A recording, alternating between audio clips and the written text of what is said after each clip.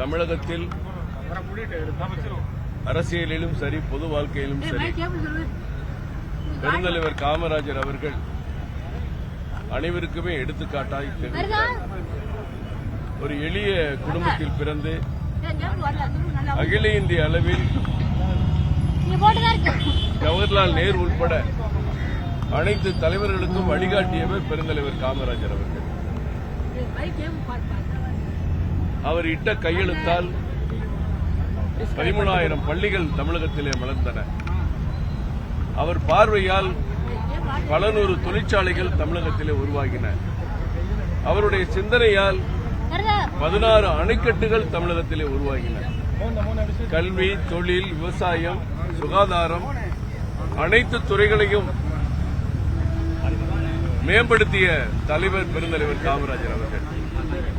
இன்றைக்கு பள்ளிக்கூட மாணவர்கள் பள்ளிக்கு செல்வதற்கு ஒரு மதிய உணவு திட்டத்தை அளித்து அந்த ஏழை மாணவர்களும் பள்ளிக்கு வரவழைத்து அவர்களை படிக்க வைத்த பெருமை பெருந்தலைவர் காமராஜர் உண்டு.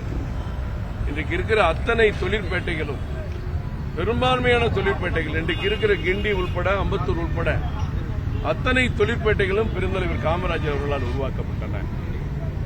தமிழகத்திலே மிக அதிகமானவர்கள் பணியாற்றக்கூடிய அதிக தொழில்களுக்கு வாய்ப்பு அளிக்கக்கூடிய நெய்வேலி நிலக்கரி ஆலை உள்பட திருச்சியில் இருக்கிற பெல் தொழிற்சாலை உள்பட மிகப்பெரிய தொழிற்சாலைகளை தமிழகத்துக்கு கொண்டு வந்தவர் பெருந்தலைவர் காமராஜர் அவர்கள். ஒரு ஏழை பங்காளனாக எளிமையோடு எல்லோருக்கும் வழிகாட்டியாக விளங்கி அந்த பொற்கால ஆட்சி தந்த பெருந்தலைவர் காமராஜர் புகழை பி த லீடர் என்றென்றும் போற்றுவோம் என்று இந்த நேரத்தில் தெரிவித்துக் கொள்கிறேன்.